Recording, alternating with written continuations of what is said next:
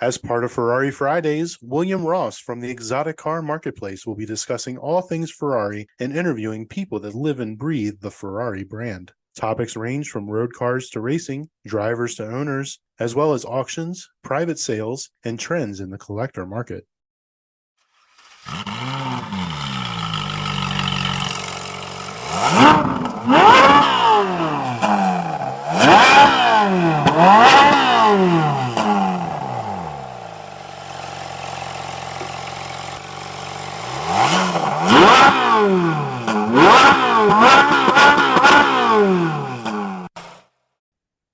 Hey everyone, welcome back to the Ferrari Marketplace podcast. I'm William Ross, your host. I want to welcome everyone over to our new platform, and I want to also welcome I don't want to say guest on the show. I'm going to say more like co-host because we're kind of good friends, business associates. We do a lot of things together. But Crew Chief Eric is joining me on this, and he'll probably be on a lot of subsequent episodes as well as either co-host, guest, moderator, what have you, but you will be hearing some more soon. So Crew Chief Eric, introduce yourself to our listeners. Well, William, folks that are familiar with the Break Fix podcast are familiar with my voice. And, I always say it's a little bit odd being on the other side of the microphone. So I appreciate you inviting me onto the Ferrari Marketplace podcast to talk about a really interesting topic tonight. But happy to be here. Happy to have you as part of the Motoring Podcast Network. So this is a lot of fun and looking forward to seeing where things go for the future of the Ferrari Marketplace podcast.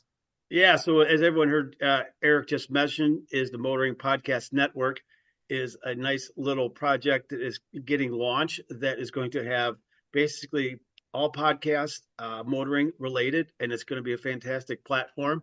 So it'll give you many, many options and choices to listen to different various podcasts of people we know and people that, hey, we kind of all jump on each other's podcasts, but you're going to find a lot of variation in regards to what you can listen to. So definitely get on there and sign up and keep a listen. So tonight we are going to be talking about a show that Eric turned me on to, or informed me on, I should say. I wouldn't say turned me on to because, I kind of scratched my head about watching it, but I know Eric and his wife are kind of big fans of it. It is on Netflix. It's called Car Masters Rust to Riches. If you look it up, you'll see there's 5 seasons. And it follows this crew at Gotham Garage out in California. It's kind of along the lines of what you would think when you see a TV show that's on Netflix or any other of these like Motor Trend or whatnot. But their philosophy, or I guess to say business model, is to take really junk, cheap cars, fix them up to sell them for X or trade it for Y, and then take that and do the same thing to it, but for more money to get to Z, which would be a 6-figure car. So they just basically taken that old adage, and I think they use this example in the beginning, talking about the person using the paper clip, and 11 trades later, they own a house. Kind of that scenario is what they're looking at. So there's some interesting people on the show. I know Eric's done a lot of research on the show and the individuals. I've done a little bit on it too, because it was a head scratcher on some of these guys, because you kind of like, are they legit? Are they just kind of actors or what? Which you'll find out one of them kind of is. But the majority of the guys working the car, they know their stuff. I'll give them that. So, but you might be asking yourself, why are we talking about this show on the Ferrari Marketplace podcast? Well, here's the reason. In season 5, towards the last few episodes, there is a Ferrari that they get their hands on and modify. And if you want to take the time to watch it, and you'll see what we're talking about here. But oh my Lord, I mean, it is, oh my Lord, and it's like where to start. I mean, when Eric told me about this, the show itself, and hey, this is right because they did this Ferrari. And I'm like, all right, and I watched the first season. I watched a couple episodes, and I'm like, okay, I got the gist of it. So I jumped right to the ones for the Ferrari. So it was like the last 3 episodes of season 5. It kind of goes across it. So, and there's kind of a big jump in regards to some things happening from season 1 to season 5 as well, and they expand and all that stuff. But anyways, It's the kind of same thing. And if you want to take a quick trip down seasons 1 through 4, we actually released part of our Too Long Didn't Read miniseries. I go over all of my previous reviews of seasons 1 through 4 on Break Fix, and you can listen to that and kind of get caught up with what we're talking about as we're talking about season 5. But you're right, a lot of things changed on the show.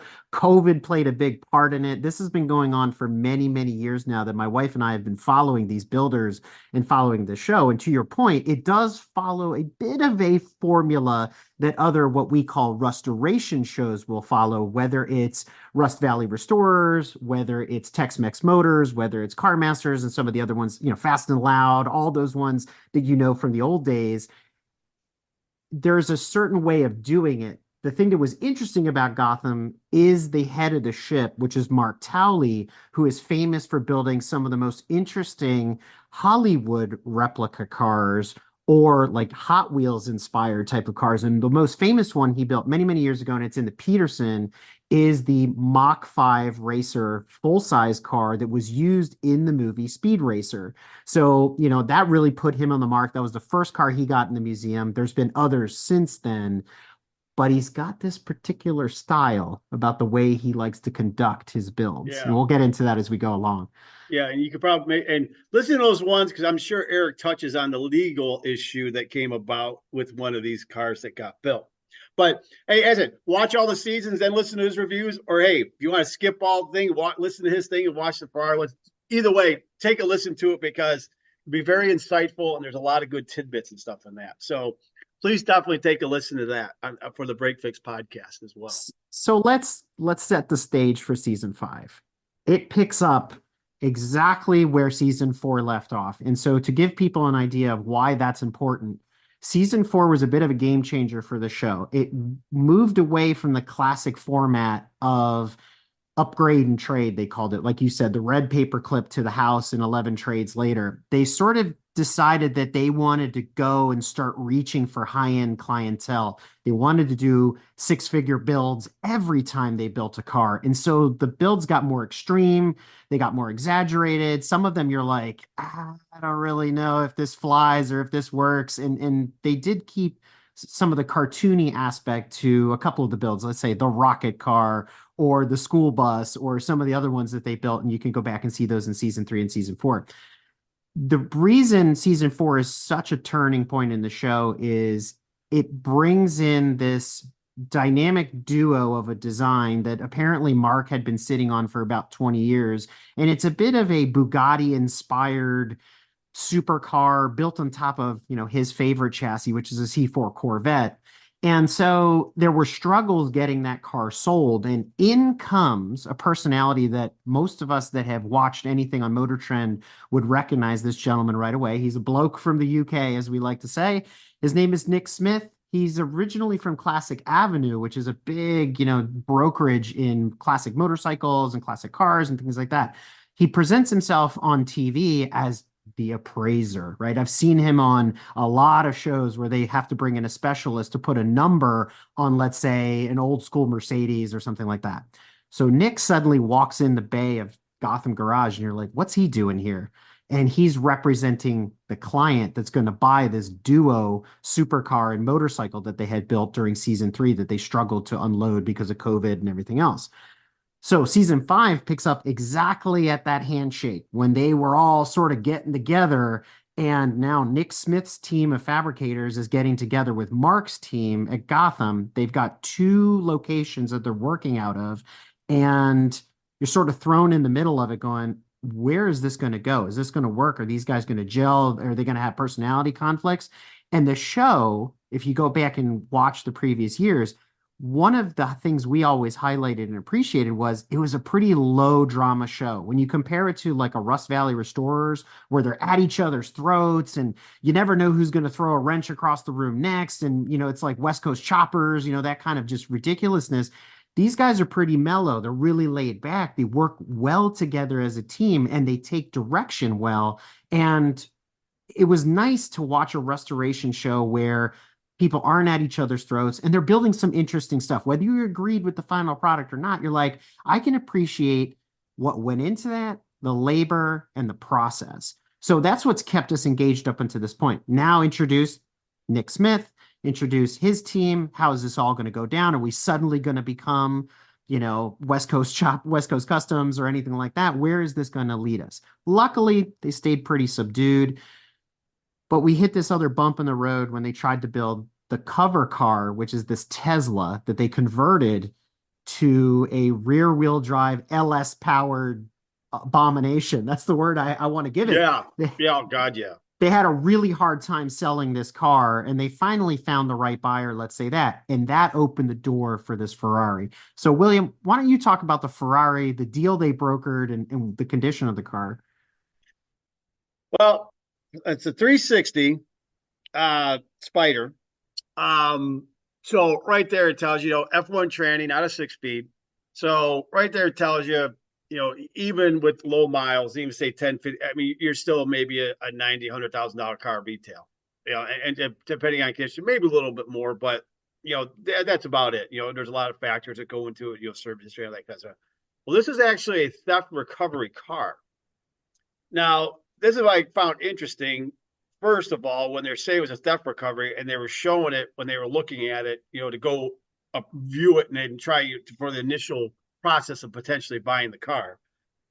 It was only missing its rear bumper cover, and the lower front valance on it, I think, was gone too, or And or the rear deck, the hood was missing at that point. So, which was kind of baffling to me because, I mean, I'm not in that field, so. But I figured that car would have been stripped a lot more than that because, there's a lot of expensive parts on there that they could have just peeled off and made, whoever did it or stole the car. So stealing some aesthetic pieces off the car seemed a bit, I don't know, just head scratcher. It didn't make sense, but hey, what weird stuff's happened. So then when they negotiated, obviously the first initial thing was they supposedly agreed on a price at 60 grand. Which in my mind, if I was looking at it, okay, that's not so bad because it won't take all that much. You could put in, 20 grand into it, and get it back up to where it needs to be and then sell it for you, whatever, put it out there for 110, something like that, and take your 95, whatever, you make a nice profit on it. Okay, so 60 grand for this theft recovery 360. But let's be real for a minute. What do you think the broker or the consignor in this case, what did they get the car for from the police auction? 35 grand. Right? Okay, so there's a profit margin in every step of this equation. Oh yeah. As we move along in the story of this car. Yeah, I mean 35, 40 grand tops. I mean, it's coming through because obviously, whoever owned it got their payout from the insurance, everything like that. And the cops get, however it got, and the insurance company, they just want to get it off their hands. So there's money to be made all steps of it. It just depends on what level you want to be at. But then, it was a big jump because then all of a sudden, they thought they had the deal at 60, but then all of a sudden they get the phone call saying, well, we had another person come in and offer a 75. And if you're willing to be, it's like typical used car salesman stuff. Yeah. You're like, oh, I got another buyer on the line. And suddenly the price has gone up if you want to get. I was like, are you kidding me? Yeah, that is like the absolute typical. Well, I had someone in earlier today, putting in an offer. I got someone calling me back, or this same old BS. So they fall for it. So true or not, whatever. So because they told them, well, if you can match it since you were here first, we'll sell you the car. So they kind of mull it over briefly and say, all right, pull the trigger and buy it. And I'm like, it's 75 grand. What that was, I go right there. That's just a loser as it is. Because what's the market look like on a 360 these days? It's pretty soft, right? Oh, God, yeah. Especially with an F1 tranny. I mean, if you're going to buy one, obviously you want to buy it with the 6-speed. And with that car, I mean, you could get the conversion done, or you still, on those, I think it's like 40 grand, 35 grand on a 360 to do the conversion. So, I mean, that ain't cheap. So you start doing the math and get it up there. So, but yeah, F1 tranny 360 is Spider. I mean, yeah, like I was saying, depending on mileage, to me, like I said, top markets, 110, 120.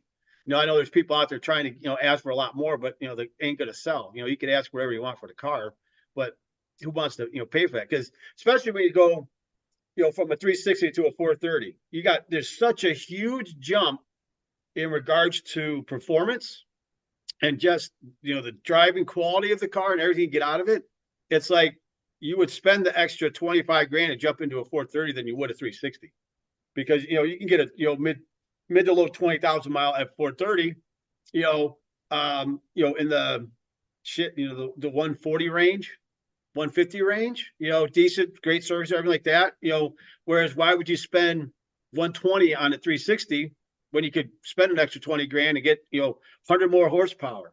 You go from timing belts to chains, so you don't have the belt situation going on as you do with the 360 going into the 430. There's so many differences between the two. It's like, pay the extra money. Yeah, and this is where it gets awkward, right? Because up until this part in the show, we were still trying to figure out how Nick and Sean, the other broker from Gotham Garage, were going to do business and how things were going to work. And they were disagreeing about the strategy going forward and all this kind of stuff. And here we are standing in front of this Ferrari. And by the way, this was the second Ferrari that was proposed in this season. The first deal fell apart, and we were just like, oh, gee, drama. It's not going to work out. They're not going to do a Ferrari. They'll go do another Chevelle or something. Wait, so what? Yeah. We'll move on with life.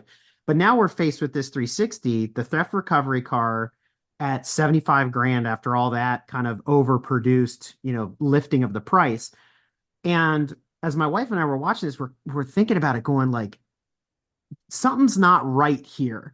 Like, and if I was Mark and Sean coming from the hot rod world, from the customs world, dealing mostly with domestics, we've seen what's happened in the past when they did the Volkswagen, when they did the smart car, when they've done a lot of the foreign stuff.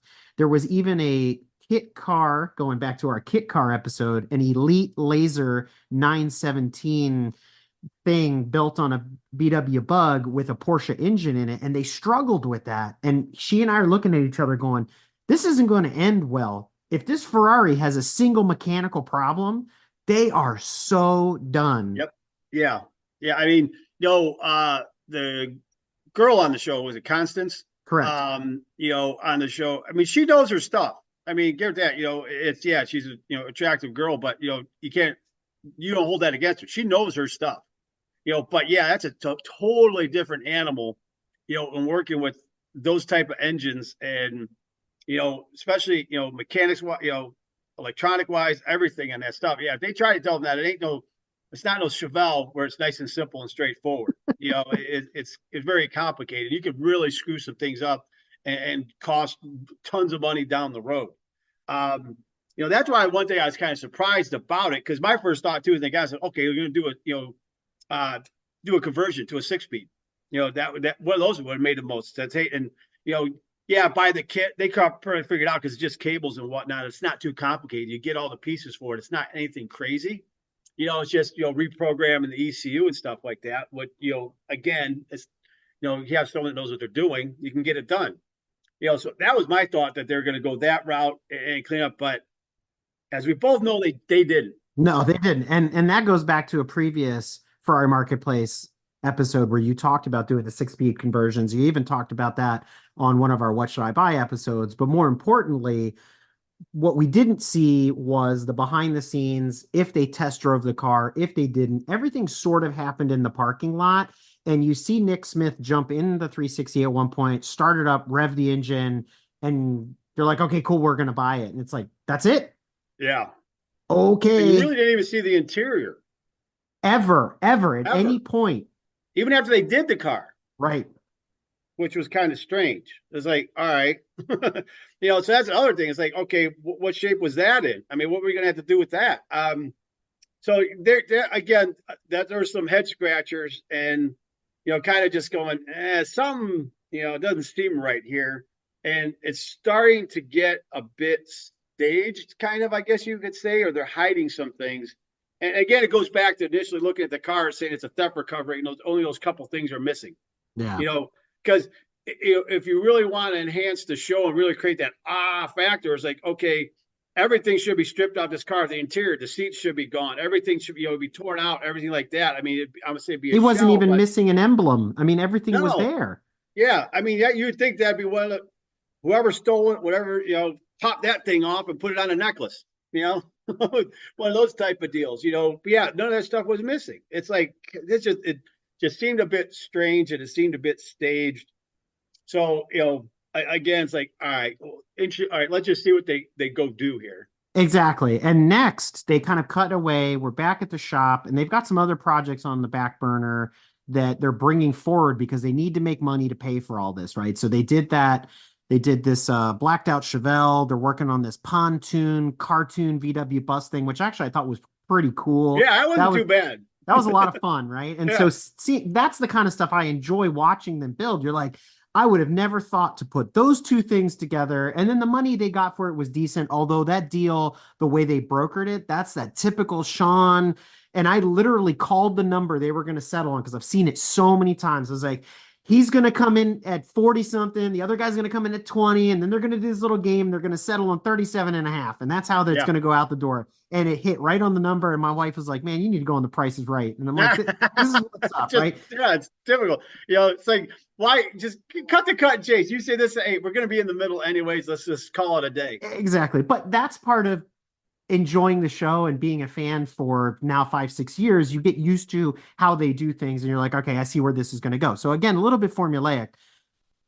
And then once they get all that out of the way, they start to turn their attention to the Ferrari, what they're going to do. And there's a good part of one episode where Mark goes back home. You see one of his Corvettes in the driveway. He's kind of sitting in his garage and he's got pen to paper. This is the same sort of scene they used in season 3 when he went back to quote unquote the drawing board to design or bring out his design for the supercar and the bike. And I'm like, oh man, here we go.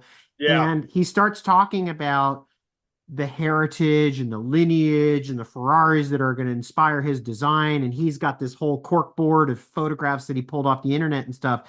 And I'm sure you paused at that point, William, and you were like, okay, so this is this and this is that. Because I recognize things like the 330p3. I recognize things like the 250 GTLMs and stuff like that. And in the background, the pontoon fender Testarossas. So there's a bunch of cars there, like classic Ferraris. And I'm wondering if you had the same thought I had on where this design should have gone. But I want you to talk about the classic Ferraris that he was looking at. Yeah, my thought was, I'm like, oh Lord, he's going to F this up big time. As he started referencing those cars, with those photos and whatnot, I'm like, it's not going to work. I go, first of all, if you look at, especially like the P3 and stuff, if you look at the ass end on it, and regards with the intake stuff of that, you look at a 360, that Q is there. And so, a lot of those things, nuance wise was already on the car, and that's when these styling exercises, people were going back to, I want to say retro, but looking back at old designs and bringing forward because they're, so popular, I mean, like the Mustang, everything, all these things, Camaros did them. So if you look at it, did it. So it's like, how would you, incorporate that in? And B is like, how extreme are you going to go? Because, are you going to just get all new body panels made and completely go nuts and have to really start doing some serious,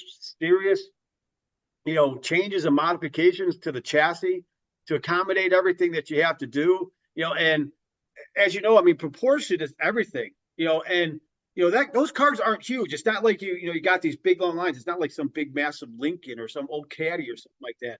I mean, it's a small compact car. So I mean, your lines going from front to back, you don't have all that much distance to go. So I mean, you start creating these big bulbous things on the thing, it just really throws all the look off. Okay. So I'm glad you brought that up because they brought that up too. And the design masters of Ferrari and this and that. And if you look at a 360, there's not a crease on the car. It does have a belt line. It's very subtle, and that actually gets referenced later. But there's a lot of care and thought and imagination that go into the passion of designing a Ferrari. And they're right.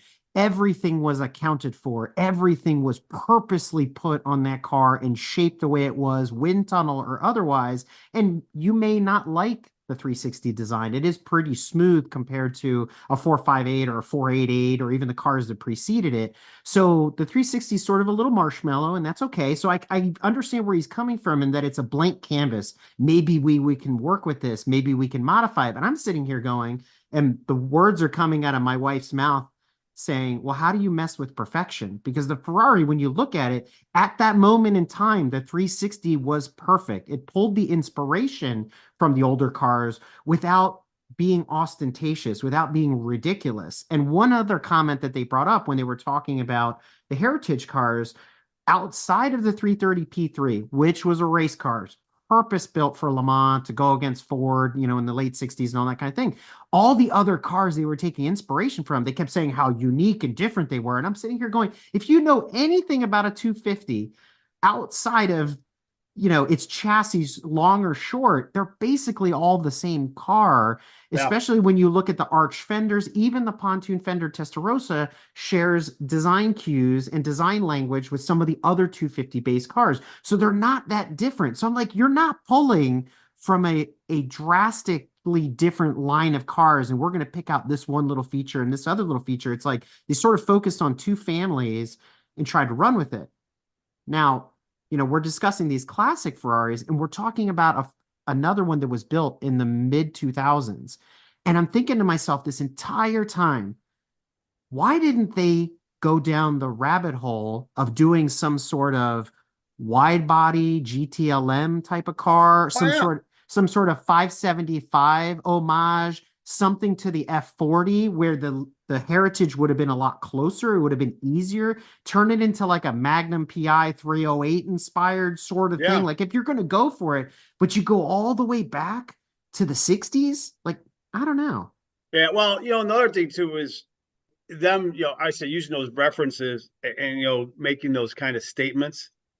You look at, I guess you would say 99% of the viewers, maybe 96% of the viewers have no clue about that type of history on Ferrari and whatnot. I mean, they'll know the Chevelles, they'll know those kind of things, the hot rod and stuff like that. But, it's, the target audience isn't one that's going to be as nuanced into history and stuff as we are in regards to, especially, racing cars, old Ferraris, Porsches, everything, so I doubt that was, high on their priority list to kind of really put thought into it, saying, well, some people are going to catch this and kind of probably say, that's not their thought process. Their thought process is, wow, these other people are going to think, oh, wow, they're going to reference, look at these old Ferraris from the 60s. They're going for millions of dollars, Again, it's just, and that's, they make that point about the show. Is it scripted? Yeah, to a point, but, it's what they had to do. And how much, him going to his garage and doing the drawings and going back, I mean,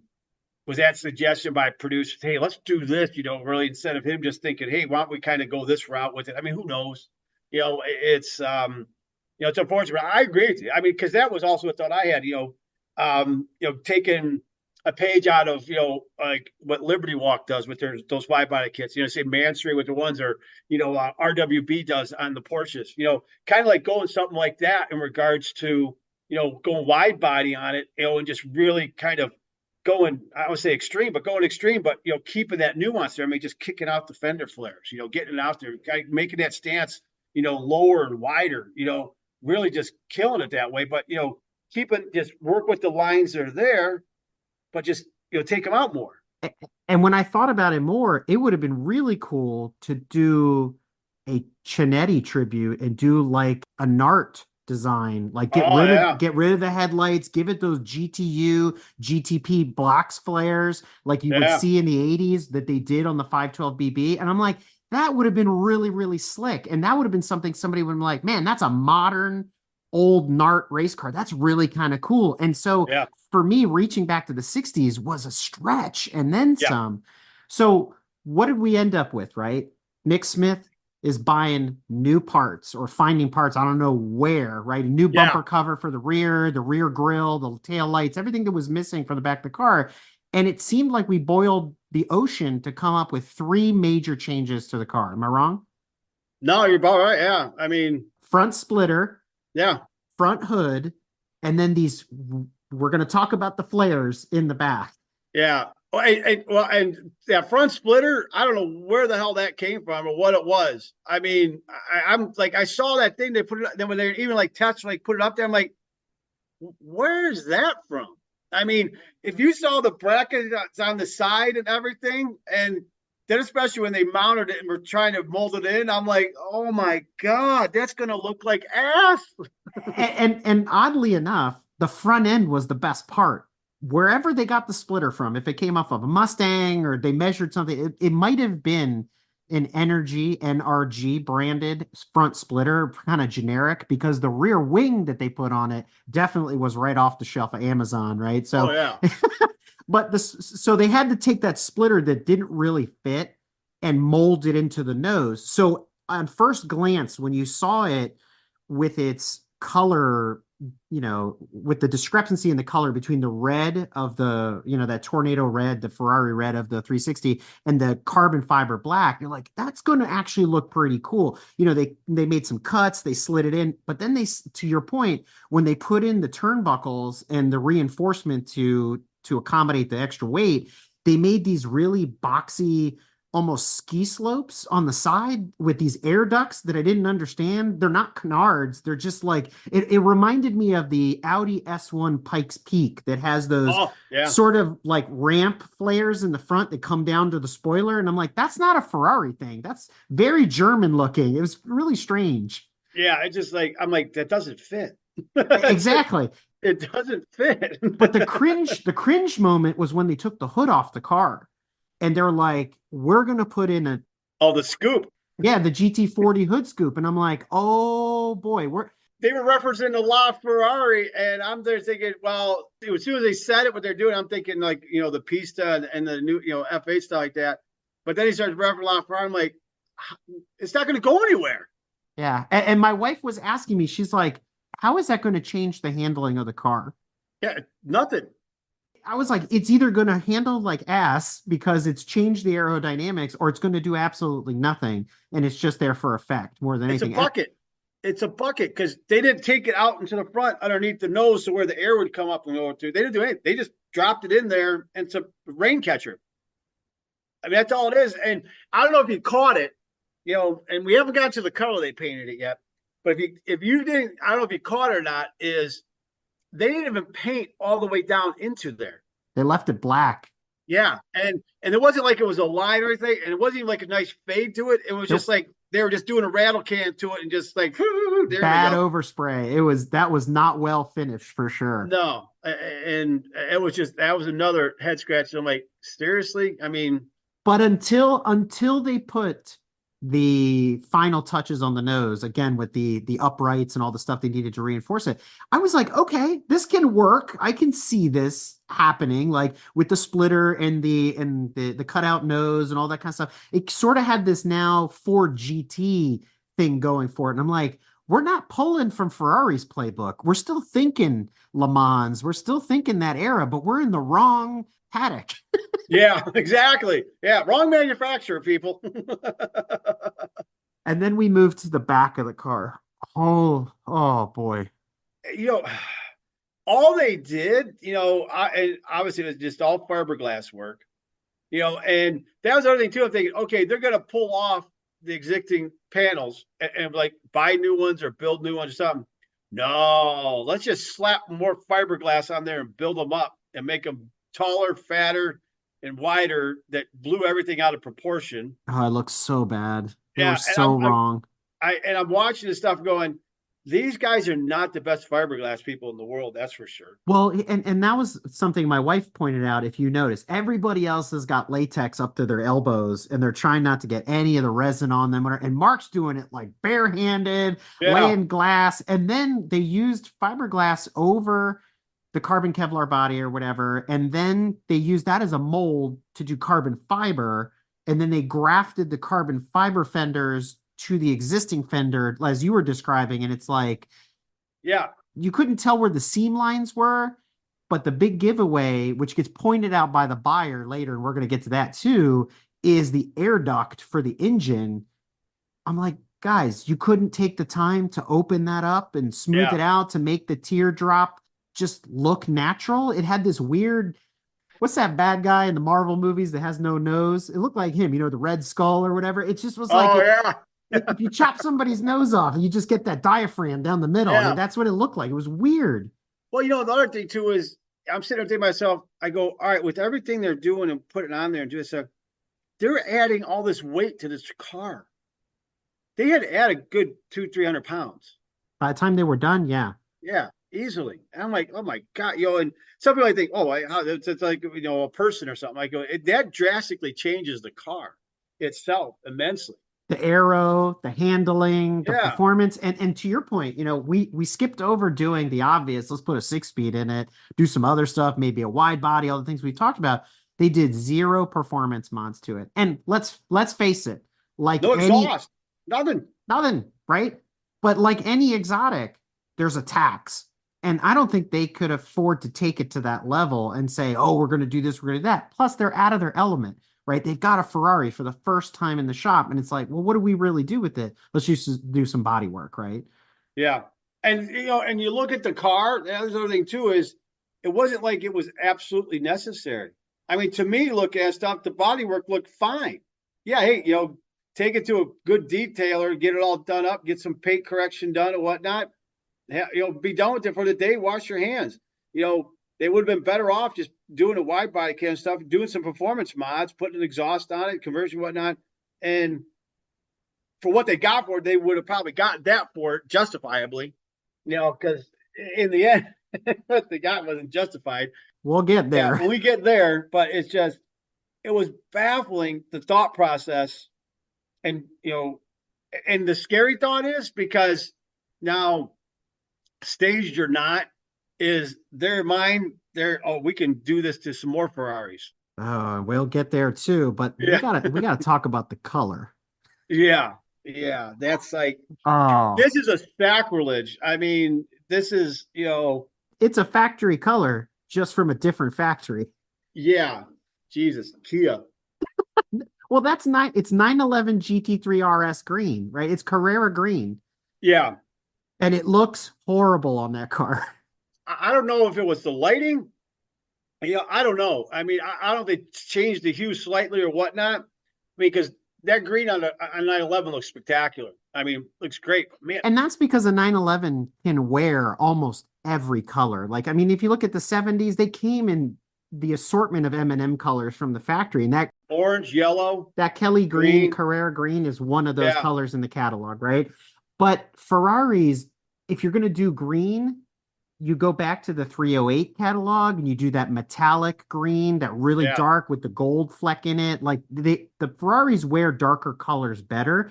And as far out as you can go is that kind of Ginster yellow, the giallo, whatever they call it, that they have, that bright mustard color.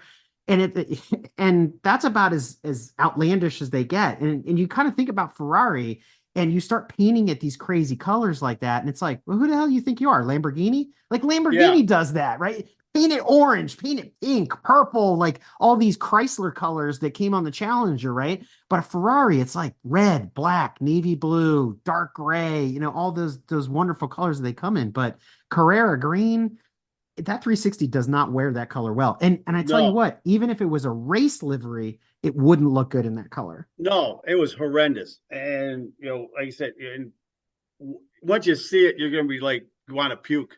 Let's talk about the accents, shall we?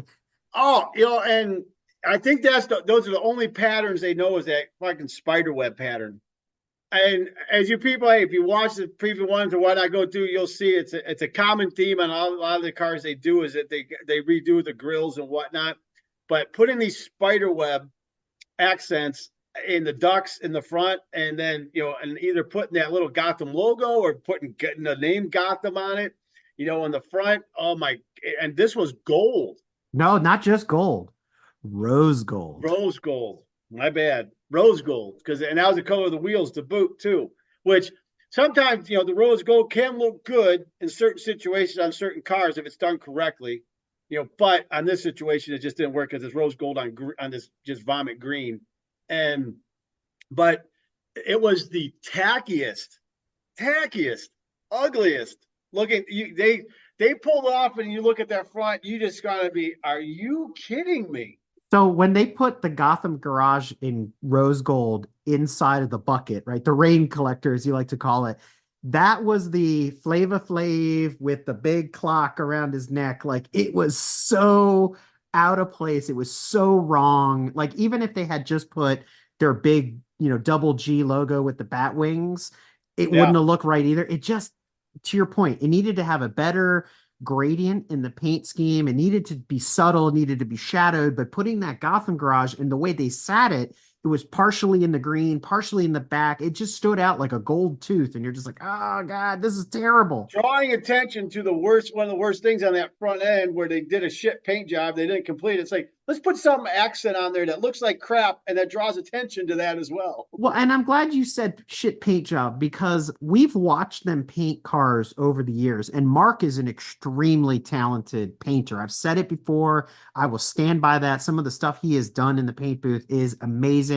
I want to reference the Mako Shark inspired C3 Corvette that they did. He did this beautiful gradient from just like a shark's body from a deep dark blue all the way to a silver through these multiple layers. I mean, it was just gorgeous, metallic, and they're capable of doing some awesome paint jobs. I noticed with this car, we didn't see it in the paint booth. No. We saw them getting together afterwards, and they're pulling Nick Smith in. Oh, you got to get dirty and put your overalls on, and everybody gets involved in the big build and all this BS. And I'm like, okay, fine. And you watch them, and they're pulling the painter, the frog tape off of the car. And at one point, my wife pointed out, she goes, "Look, you can still see the red. They didn't prime the car." So they did like a Mako spray over on this thing. And I'm sort of wondering, like, is this like a plastic dip? Like they're going to be able to peel this paint off later kind of thing? Because normally you would see the whole stage, them sanding down the car and doing all the stuff and doing the prep work and blah, blah, blah. And in this case, they kind of blasted through that. And I'm like, oh, Especially boy. with all that fiberglass work that they did on the ass end, that's a shitload of prep work and getting everything. And then, panel gaps, I mean, again, they hit a lot, I guess you could say, in regards to process and steps that were taken to get to that end result, which is absolute blasphemy. I mean, I could not believe my eyes when I saw that thing when it was done. Oh, but it gets worse. It gets worse. Yeah, that's just about to say. And you think, oh my God, it can't get any worse than this. Oh, it gets worse because, then it even gets more along the lines you're thinking this is staged or whatnot. And kind of go referencing, they're two sales guys. I can see Nick having some contacts and whatnot, just because of his background, everything like that. What he came up through with, at Symbolic and was it Sotheby's or one of the auction houses, Classic Avenue and all that, yeah. So I could see him having some of the contact stuff. But the other guy, if you look at his resume and stuff like that, that guy, he's been on a couple of the car shows, but he was mainly the guy's an actor. And I'm like, I don't think this guy knows anybody. So this was somebody pulling strings or something, or someone they knew, but, making those calls. And as you know, because you saw it, but so everyone, just kind of going over it, they have an event, they call around and try and find a place. They find out there's a winery, really nice winery, everything like that. And so they invite all these people that are prospective buyers and everything like that. At night, I want to point out. At night. At night. Which was a good move. Try and make it as dark as possible. Always sell a car at night if you don't want anybody to look at the mistakes. Off, man. Just feed them that booze before you take the cover off. So, they get the stage set. So obviously they corral all these people to come out, and, my understanding would be open bar and whatnot that. So, 80% of the people come and, hey, they're just coming for the free booze and snacks and stuff like that. But, kind of given a ballpark is where they're thinking this thing might be at, they were kind of given a definitive hard number, to get people to go, but, they're kind of getting out there because people, would want to know that before traveling, however far it may be, and, the one guy comes out that traveled very far. I mean, I felt bad for these people. Yeah, because when they uncovered the car, if you paused and sort of looked into the crowd, the reaction wasn't all smiles with a big sign that says applause and they all go crazy. No. People are like, what the heck is this thing, right? And so there was a lot of hype around the car. And in the background, the murmurs within the crew is like, this is either going to make us or break us, because to your point, doing a Ferrari in this color, in this way, it's sacrilege, especially in a community that knows those cars, wants those cars in their collection with their other Ferraris or their Porsches or whatever they have.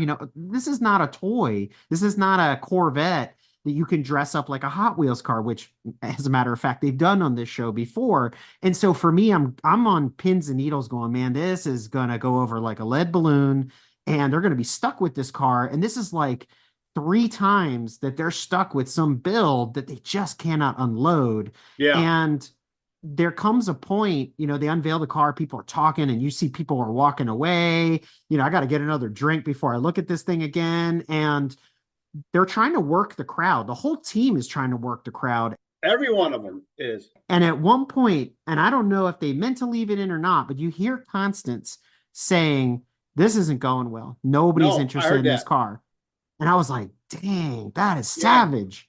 Well, everyone that you walk up to is kind of thing, I'll have to think about it. It's just a nice way to like, you're out of your mind. Oh, that guy talking about his wife. I got to run it by my wife. I'm like, oh, Yeah, man. exactly. It's Go. like, again, it's the old car sale stuff, on the purchaser side, using the same excuse. But yeah, I mean, going up to everybody, I don't think so, whatnot. And What we've left out the big reveal is how much they wanted for the car, right? oh, yeah. I mean, what was he at? 225? 2.25 for a 360 Yeah, for a 360. with no performance mods. Yeah, a theft recovery, which, you'll find on doing a VIN thing on stuff like that. And if they're worth their salt, they would have disclosed that too, that this was a theft recovery car, which is a big red flag for anybody, especially a Ferrari that, is done by a shop that has no business working on a Ferrari. It'd be one thing if you're going to an actual Ferrari shop, they got a theft recovery, went through it tooth and nail, everything like that, every nut and bolt. And hey, you can trust the factors, but then you got these guys going, they don't even, how many Ferraris have they worked on? 2, 1, maybe at best, 0. So that was the, the other thing about it too is I want to say the balls on them to ask that. I mean, that is some balls, to stand by that saying, okay, we want 225 for it, and if in other episodes I watch, and and if you go back and watch other ones, you'll see they kind of, as a group, or between Mark and Paul, they kind of usually come up with the number, but then when they get in front of the client, potentially Paul always jacks the price up more. Oh, Sean does. Yeah. Sean does, and get it down. So it's like, okay, they're starting high. But on big builds like this, like the supercar, like the Tesla, the Ferrari, there's a couple others, he digs his heels in the sand and he doesn't want to budge on the number. And they mentioned that even during this, when it comes almost down to closing, because we get this dark horse rolling in at the last minute when everybody's pretty much like, nah, brah, you can take that thing back on the trailer it came on, right? You can tell he's digging his heels in. He wants that 225, he wants 200, and then they're screwing around with the numbers. And at one point, Sean's playing the same game he always plays, and I'm like, here we go. And the look on Nick's face, and again, the editing this season is funny compared to previous ones where they left certain things in. And Nick is like just rolling his eyes, like, come on, man, this is not how we do business in the Ferrari world. Like, what are you doing? Yeah, well, and you have to start wondering, because you watch, is like him digging his heels in. Is it more ego, and his mind thinking, no, in my mind, it is worth this. Something's only worth what someone's willing to pay for it. Exactly. And unless you have, all it takes is 2 people to create a bidding war, so to speak, and to drive a price up, whatnot. But if you have one person that's dictating market value, it's going down. I mean, you got one buyer, you're going to have to bite the bullet. But yeah, I mean, digging his heels in, them getting a little paranoid, because, I think those other ones, they were thinking too, is like, oh crap, we're going to be stuck with this car, and then what are we going to do with it? How are we going to sell it? Because if you go back, to the Bugatti S car, they made an attempt to sell that thing online. He dug his heels in and wouldn't let it go. And then, luckily how legit it was or whatnot, because Nick was the one that brought in the supposed big high ball and roller deal, buyer, and Nick ends up being on in season 5. So it's like, how much was that kind of play? So who knows? But, it's just, you can see the kind of worry in everyone else's eyes. Oh crap, we're gonna be stuck with this as well. But again, now we get something that seems a little too TV-esque as well.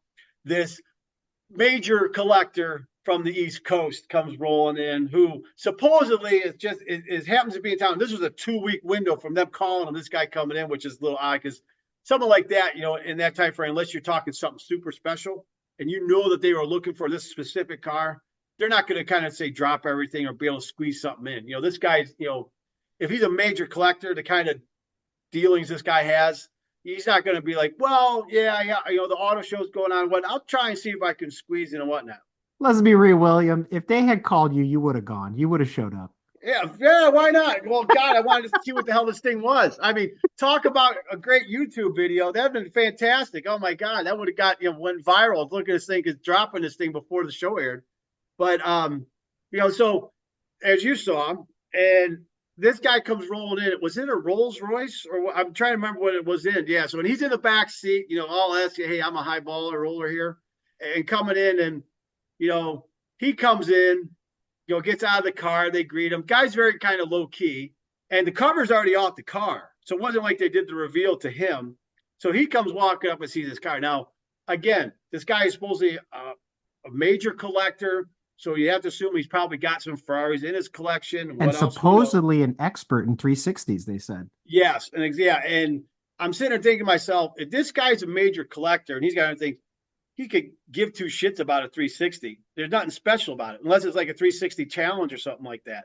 It's just some standard 360 challenge. I mean, 360 is like, what would he care? I mean, I would say entry level, but it is. It's like buying a 308. You're like, whatever. Yeah, okay. Exactly. So him getting is all worked up about it, but no, so he comes walking up and starts looking at it. And again, as we described this car, and as if you watch the episodes, you will see how horrific this car is.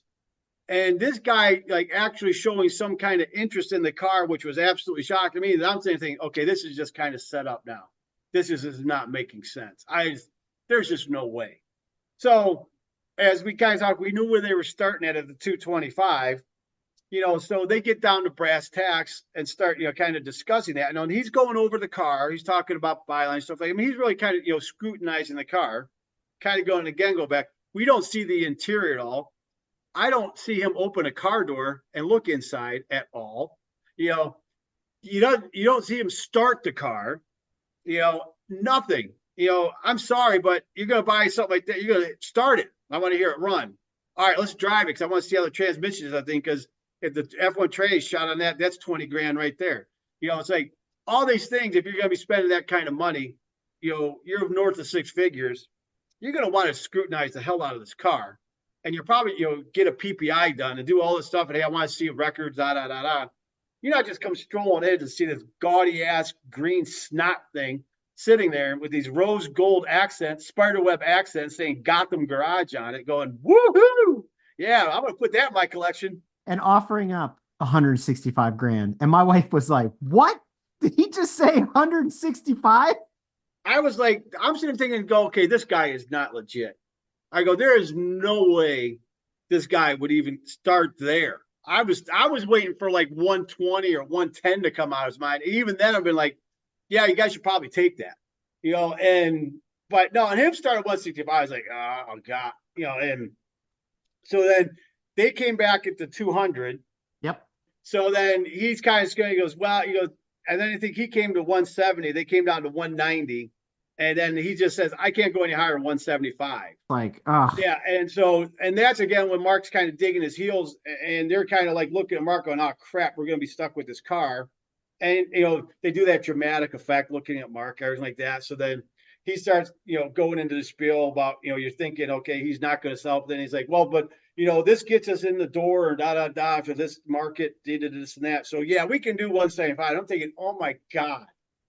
If that guy bought that car and he's legit, and that car is sitting in a collection of 5 or 10 cars or whatnot, that thing's like sitting up front or something like that. I mean, people are going to walk in and go, this guy's got absolute stupid taste. I mean, why would you buy that car?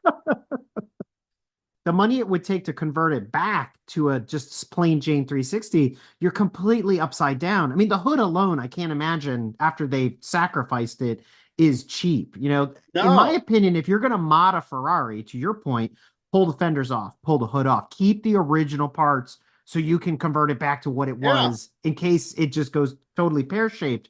But to mod the car like it was an old Chevelle or an Impala or something and say, well, here it is, we shaved the door handles. You're like, it's hard to come back from that. You go out into the market, and again, referencing like, Liberty Walk, Man Street, RWB, and whatnot. They really do not, with any of those kits, really basically fiddle with the look of it. They just kind of enhance it and just give it a meaner looking stance.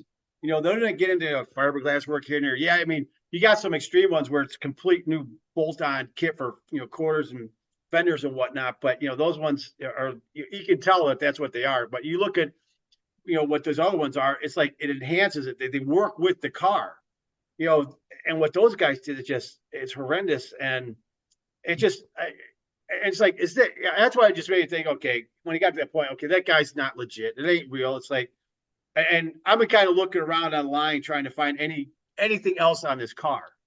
Where did it end up, whatnot? Because either the guy did buy it and he fucking put it in a dumpster and just like lit it on fire and says, hey, I got some good PR on that or whatnot. God only knows.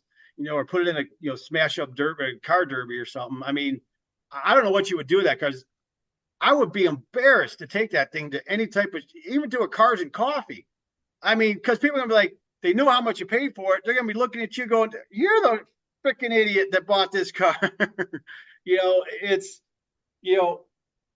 and if that guy is legit, the people that know him in the industry, and whoever's like say dealt with them or sold them cars or whatnot, I mean, his phone would have been ringing off the hook saying, "How in the hell did you pay that? Why would you pay that for that car?" I mean, you talk about getting ridiculed.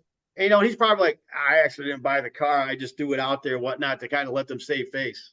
So, and that's exactly what we were thinking. I think who ended up with that car is the young guy with the flat brim hat that they brought in at the beginning of the season, who has all that collection of the Lamborghinis and Bugattis and all that kind of stuff. And he bought that custom Dodge Charger that they built for him. It's the first car they did in the season. And I was scratching my head going like, why the hell does somebody want like a hoopty Charger from 2006? And, and they built him this car that he could kind of take and go hoon around in and whatever. And I'm like, this Ferrari sort of leans in that direction. And he was there that night, and they didn't pay him a ton of attention. They sort of did the, "Yo, bro, what's up? You're here. Thanks for coming to the party." And he was in the background. And even when they negotiated with Poindexter, from the East Coast, if you notice, there was no crowd. Yeah, everyone's gone. Almost. Exactly. And there was continuity issues that my wife and I picked up on in the filming, where Mark was wearing different hats and you had to pay close attention, and they even didn't take the time to like brush off his blazer. Like it was a mess. Right. Yeah. And we're like, what the hell? And we really think that other guy, and I can't remember his name right now, probably ended up with the car because it sort of falls more in line with his style, new money, fancy car, just kind of, Fast and the Furious type of. Look at me, look at me, look at me. And I'm cool with that, man. If you like cars and that's your thing, I'm good with it, right? But this other dude, I didn't believe it for a second. But where we go from here is what really got my attention.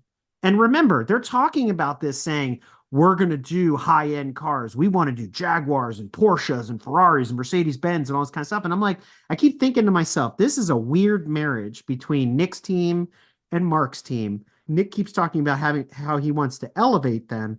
And I'm like, you got to get them to pack up the custom American cars and the hot rods, because hot rods and exotics, I hate to say they don't mix. No, they don't. They don't, right? No.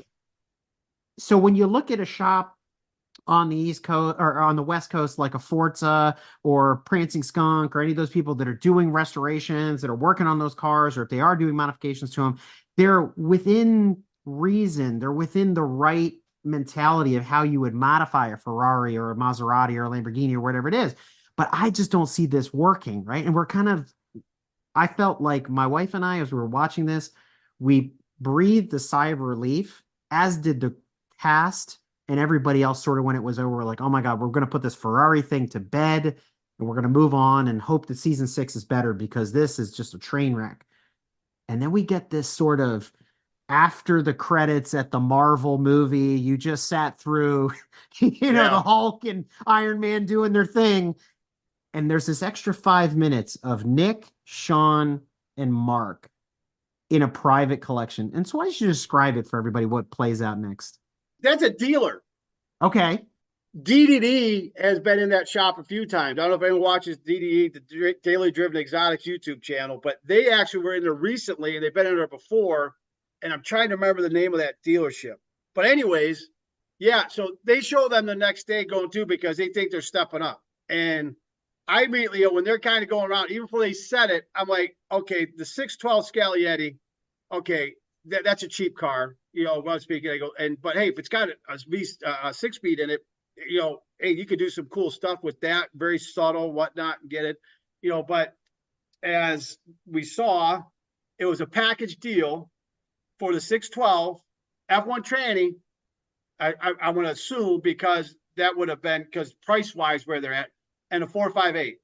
So 458, just a basic Italia, so it wasn't anything with a special one, but those are going up in value because that's the last naturally aspirated Ferrari 8-cylinder they made, and they sound beautiful. And it's a fabulous car. And people rant and rave and people say, hey, that's like the last pure Ferrari, because then you start getting into turbocharged stuff in the 488s and stuff like that. Now, the 612 is kind of one of those ones that's a love-hate. I like them. I think they're not. It's a great touring car. A big front engine V12, whatnot, 600 some horsepower. It's like the new 456, basically. Yeah, exactly. It's all it was, is an upgrade from the 456. It's a great car, and then they say it's a package deal and you got to buy them both, because they're like, well, we'll just buy this one. So no, you got to buy them both. $290,000. Yeah, 209 for both. I'm like, I start thinking in my head, I'm like, if and then the guy kind of says, oh, there's some room there, whatnot. I go, if you can get those for 250, 265 for both of them, I go, that's a pretty not a bad deal. Because you break out that 458, depending on mileage, options, whatnot, how it's done again, because you have no idea. But that's $150,000, $170,000 right there. That 612, again, you're in that 120, 130 range. Again, depending on miles, whatnot. So, and it's a retail number, not wholesaling them. But if you get around there, that's not a bad deal on those two cars.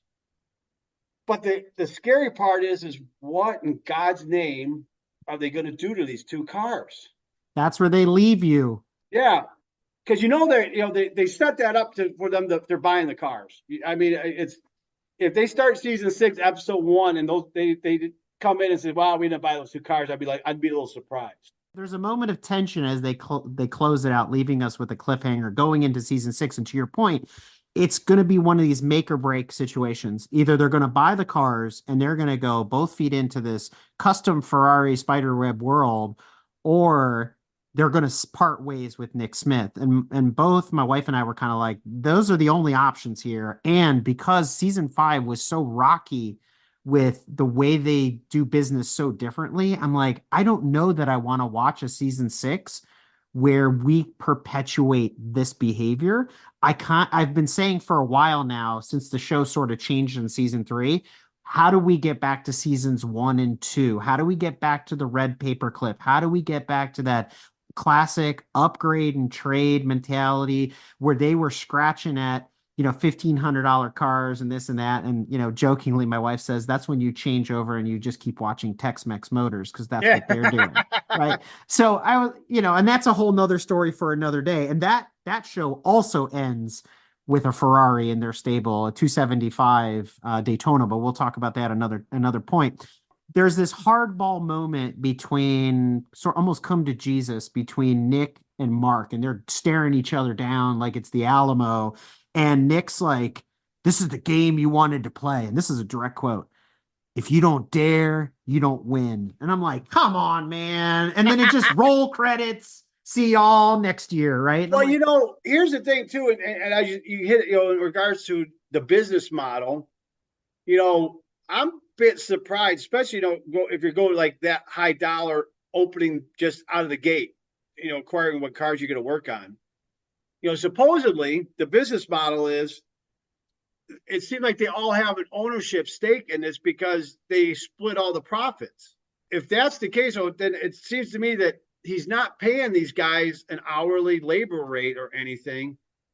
Hey, it's all based on what we make commission on the car. So it's like, you would think if I was in that position, I would want to have a big say in what cars we're doing, how we're doing it, because I want to be sure we're going to get, I don't want to bust my ass on something and make nothing or only make a couple grand when I kill myself for a month. Exactly. And that's part of the way this show is structured, everybody else seems to have a day job. Like, let's take Tony, the master fabricator at Gotham. So Tony has his own gig. Like, I feel like Car Masters is a side hustle. They get together Yeah. for your point, for a couple of months or 6 months or whatever it is, shoot the show, get these cars done as fast as they can. And that was the other thing that Nick kept stressing. You got to get these high quality done as fast as possible. And I'm like, those two things don't go together. If you've ever spent any time with a restoration shop, doing these types of things, it takes forever to get these kinds of cars done to the level of, like, not even SEMA quality, but even Pebble Beach quality. You don't do that in 2 weeks and then flip it for, 6 figures. But the point is, these guys seem to have, let's say, regular jobs. They're taking time off to do this. So they're getting paid on commission, which is totally fine. But when it came down to it, at the end of season 5, my wife and I kind of looked at each other and said, we're still fans of the show. We will still be fans of the show. But I think what we really want at this point is a show with Tony, Caveman, and Constance.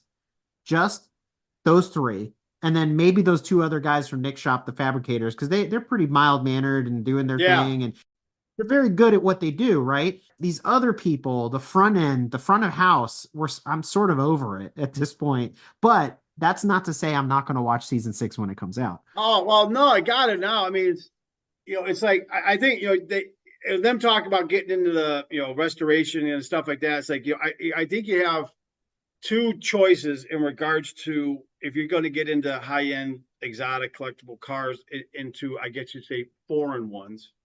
You could either go into your cars that are basically late 80s, 90s and up, but that basically more entails, engine modifications, slight, exterior mods to it. Nothing, I mean, you could get a little extreme, but it has more to do with making them loud and fast, twin turbo, that kind of stuff you see, and go forward.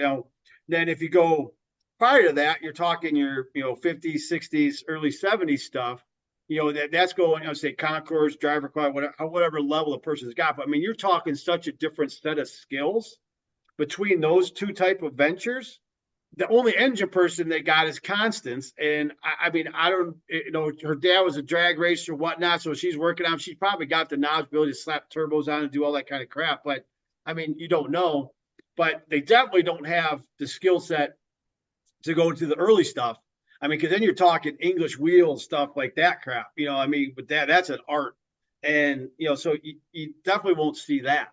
So it's really going to be curious to see what they do. I think they only could, and I'd say they got away with this one in season 5, painting it green and whatnot. But I think, it would be a make or break in regards to if they acquired those two, the 612 and 458. I think that would be a make or break in regards to how they handle it. Because if they do something as gaudy and tacky as that with both of those, and then they sell them for some stupid number, I think it's going to turn off a lot of people because they're going to be like, okay, this is staged. 100%. And they're going to lose their audience and they're going to lose their credibility because the cars they've been doing up until this point cater to not just a certain demographic, but they cater to a type of collector, right? The people that are interested in that SEMA kind of car or that cars and coffee car or, some of the other ones that we talked about even on What Should I Buy? So there's a buyer in their current market. And by them jumping out of that and, if we're going to do Ferraris and Jaguars and all this other custom stuff, now the show, what does it become? Does it become counting cars? Like, I'm not trying to put a knock on Danny Coker, but he's got his own stuff going on and he's been doing it for years and he'll mod anything and he doesn't seem to really care. So we are wondering, is that the direction the show is taking? Is that the direction the shop should be taking?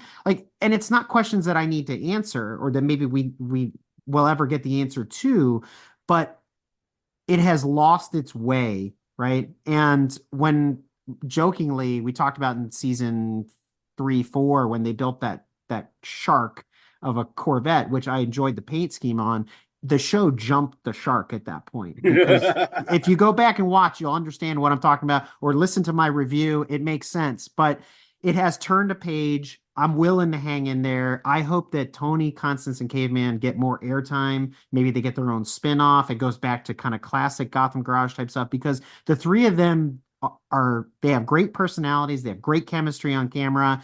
They're all smart and they get stuff done and they do good work. And they're the ones doing the majority of the work at the end of the day. So I want to know more about that. I want to see more about that. But what I think we need to wrap this episode up with, William, is as you're an expert in this space, the moral to the story here is when you take all these layers off, is there room in the Ferrari marketplace, pun intended, for custom Ferraris? Not this one specifically, but custom Ferraris in the collector space. The one moral is don't send your Ferrari to Gotham Garage. Again, it's all personal preference, and like I was saying just before is, you got this, I guess you would say demographic where, at a certain point, and I guess it has to do with coming up, playing Forza, that kind of stuff, and having that on there where these guys are just, taking these cars, they're, I say 40 and under, maybe even earlier 40s and down, it's twin turbo and everything like that. It's all about power and sound and the crackle, backfire and all that kind of crap. I mean, some of those cars look good. Some of those cars are they're a bit. I'm 53, so I'm gonna go on the side. That would just draw me. I'm a person that says, look, hey, I don't mind a decent exhaust, so it sounds good because especially with the flat plate crank V8. Boxer 8, whatever. Sounds phenomenal. Put a tube exhaust on it, put something else on there, it just sounds good. But getting to really extreme with some of the stuff and twin turns, that's just not my cup of tea. I'm more, I like that more stock aesthetic look. But you're definitely not going to do it with anything early. Ain't going to happen. I could, it'll be interesting regards to say, I could see it going from 360s, maybe a 328, 308, still doing some really kind of weird stuff and kind of like, hey, what can we get away with? Because they're just in abundance. Kind of like that K-swap 308 that we saw in the last couple of years. Exactly. I seen like some guys, doing their, trying to, doing a carbon fiber body to kind of, retro tribute to a 288, that kind of stuff. And, I think there's a window there for that, but I mean, I think you can't just be, I don't want to say subtle, so because that would mean like, oh, hey, paint the thing green and get these gaudy things on there. It's more along the lines and not going to a complete like singer type level of a build, but almost to a point. It's like, all right, you really need to improve on what came out of the factory to make it worth it. So it's like, brand new interior, but taking it to the 10th level, and carbon fiber and everything like that. It's like, I mean, if you're going to do it, you're going to have to take it to a level that's justifiable, especially for cost or price, if you're going to do it. But not what they did. There's just no way. There's just no way.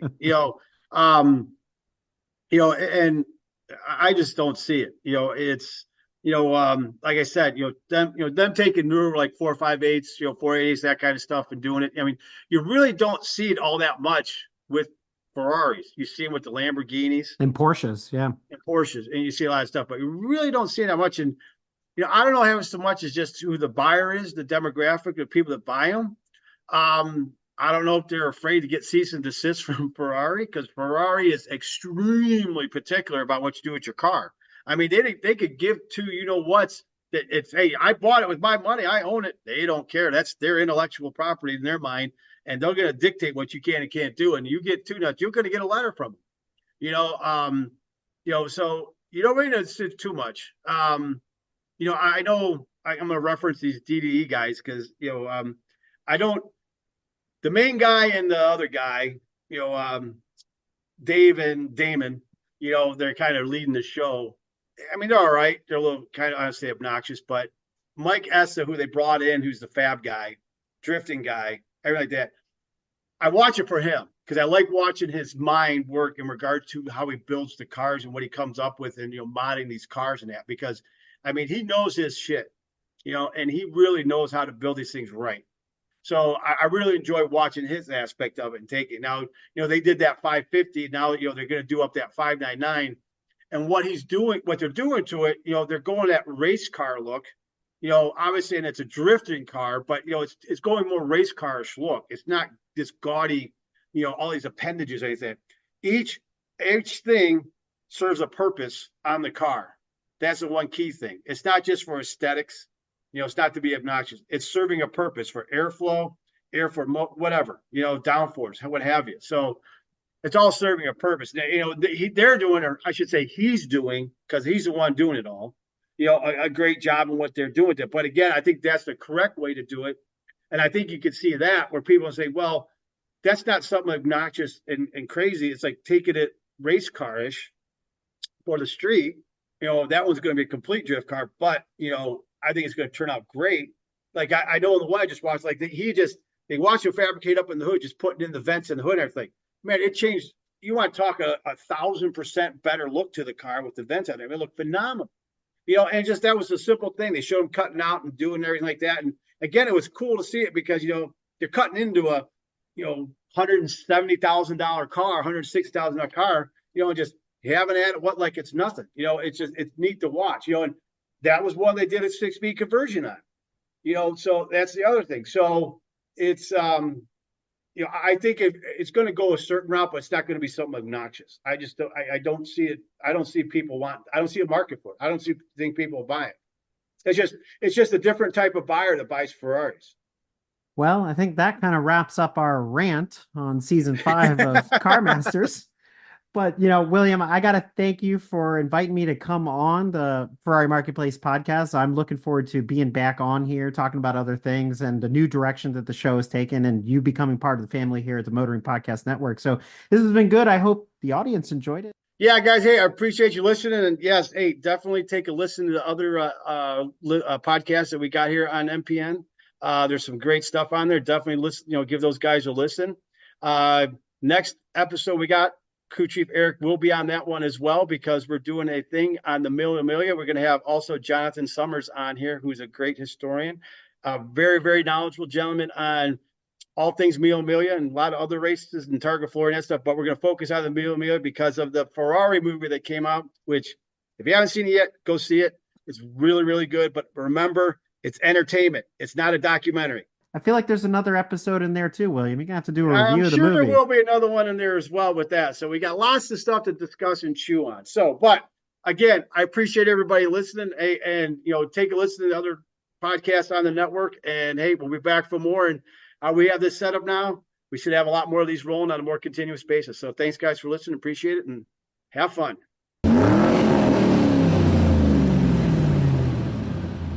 This episode has been brought to you by Grand Touring Motorsports as part of our Motoring Podcast Network. For more episodes like this, tune in each week for more exciting and educational content from organizations like the Exotic Car Marketplace, the Motoring Historian, Break Fix, and many others. If you'd like to support Grand Touring Motorsports and the Motoring Podcast Network, sign up for one of our many sponsorship tiers at www.patreon.com/GT Motorsports. Please note that the content, opinions, and materials presented and expressed in this episode are those of its creator, and this episode has been published with their consent. If you have any inquiries about this program, please contact the creators of this episode via email or social media as mentioned in the episode.